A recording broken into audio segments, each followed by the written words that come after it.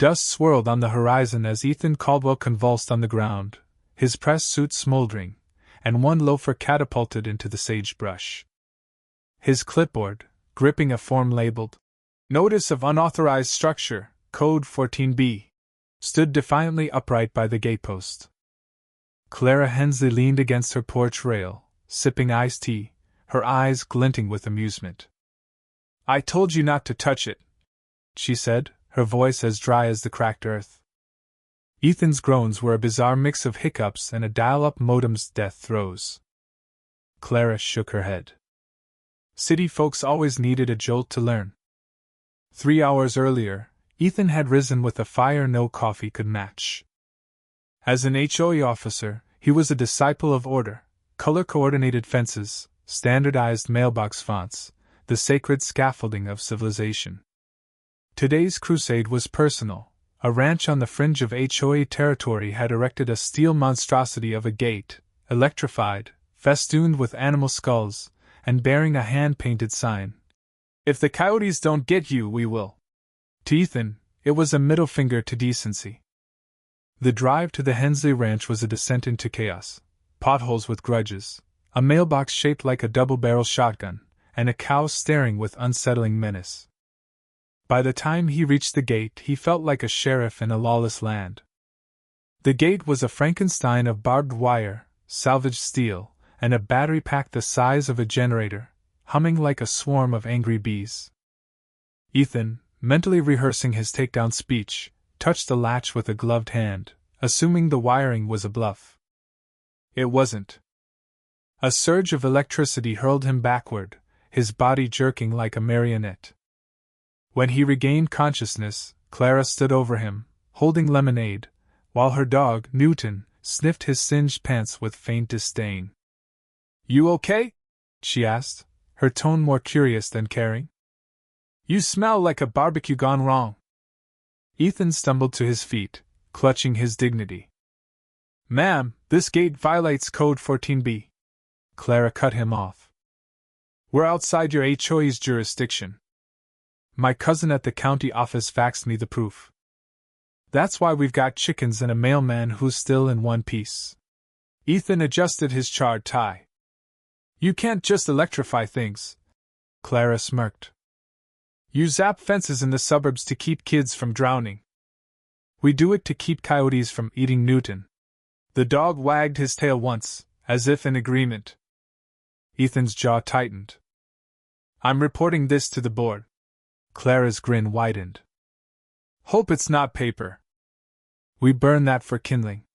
As he limped to his Prius, Newton marked his tire, and Clara whistled a triumphant tune that echoed across the valley. At HOA headquarters, a converted dentist's office reeking of antiseptic and bureaucracy, Ethan filed a Level 2 escalation. His colleagues, distracted by a plate of snickerdoodles, barely listened. Stung by their indifference, Ethan took a reckless step. He installed a wildlife camera near the gate without authorization, calling it research, but driven by spite. That night, at 2:12 a.m., the camera triggered. The gate sparked, and a shadow darted across the frame, not a coyote, not even quadrupedal, but a broad-shouldered bipedal figure dragging something heavy. The footage cut to black with a wet, guttural growl that made Ethan's blood run cold. He replayed it dozens of times, each loop amplifying the shape's menace, the gate's flicker suggesting it was overwhelmed. Dawn found Ethan back at the ranch, armed with tools, a portable measuring device, and a can of pepper spray. 3 fresh claw marks scarred the gatepost, deep and deliberate. Clara appeared beside him, silent as a ghost, making him jump. "You're back," she said, eyeing him like a hawk. "Didn't think you'd survive the first zap." Ethan pointed at the marks. "This gate's attracting something dangerous." Clara's face darkened. "It's not the gate. It's what's under it." She spoke of her grandfather, who built the gate after losing a horse to something that left bones but no blood. "He said this land has long memories," she murmured, her gaze drifting to the woods. Ethan scoffed, but his shaking hands betrayed his unease. "I don't believe in myths." Clara's eyes narrowed. Good. Because myths don't kill your dog. Newton barked from the porch, chasing a moth with eerie focus. At the HOA board meeting, Ethan faced a jury of retirees armed with muffins and skepticism.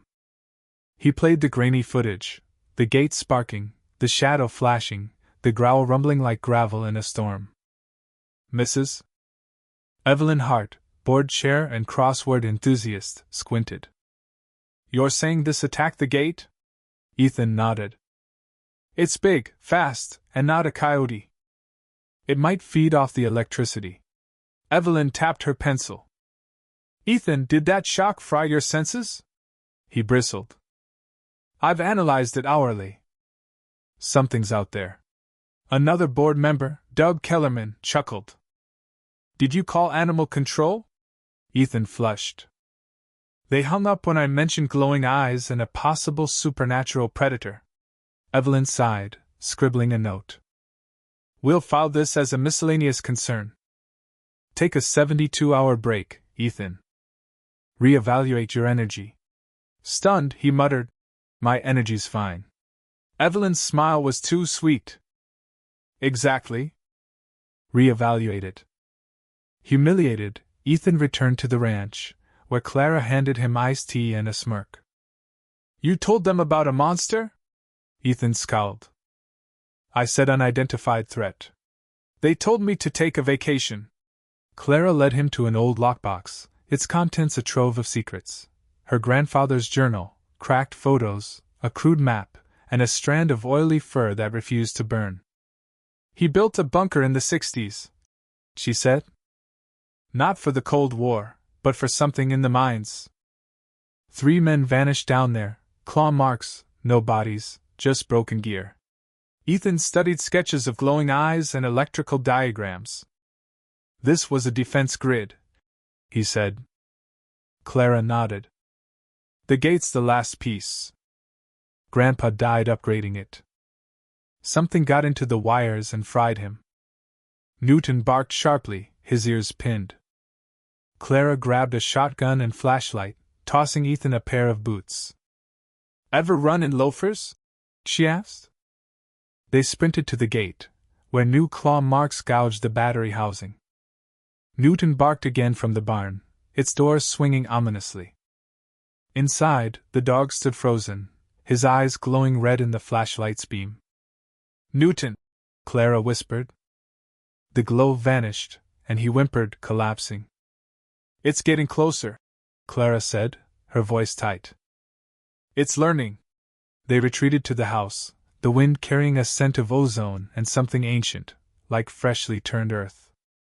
Clara unrolled the map, revealing a shaft beneath the ranch marked with a symbol, 3 rings slashed by a claw. Grandpa didn't just defend, she said. He sealed something. Ethan recognized the symbol from the gate. What if it's not just after the gate? He asked. Clara's gaze was steel. Then we'd better hope it hates electricity. Days later, the ranch was a battlefield. The gate hung crooked, its steel blackened as if licked by fire. A solar panel had vanished, and Newton growled at his own shadow. Ethan, desperate, had called the HOA's tactical team, 5 seniors in camo vests, rolling in on electric golf carts like suburban commandos. Roger Tate, their leader, who once tasered a mime at a town hall, planted an HOA flag. This property is under tactical evaluation. Supernatural entities, vacate or face consequences. Clara muttered to Ethan, We need more than retiree cosplay. Ethan held up a journal page. I know why it's here. The symbol matched one linked to his great-uncle, Silas Caldwell, who vanished in the 60s. The HOA was founded to monitor the seal, he said. They hid the truth in red tape, and when the system failed, they pretended it never existed. Clara's face hardened. So they built a fake bureaucracy to cover it up? A deafening crack shattered the air. A section of the perimeter fence lay in ruins, the ground scorched. Newton's bark turned frantic, and a shadow loomed against the barn, massive, hunched, its fur shimmering like liquid night, eyes glowing like molten coals. It moved like a man who'd forgotten humanity. Clara's voice trembled. Grandpa didn't die by accident. He trapped himself down there. This thing, it's tied to us both. The creature smashed the barn doors, wood splintering like matchsticks. Roger fired a net launcher, missing by a mile, and the creature hurled him into a birdbath.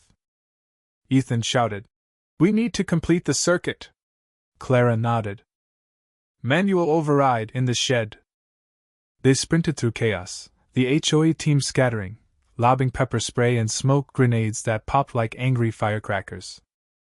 In the shed, Ethan tore open the rusted control panel, sparks flying as he rewired the system. Clara gripped a lever. "You're the Caldwell. It wants you. Be the bait." Ethan's heart pounded, but he stepped into the open, gripping a grounding rod. "Hey, beast!" he roared. "Want your family? Come get me!" The creature charged, its growls shaking the earth. Ethan drove the rod into the soil as Clara yanked the lever.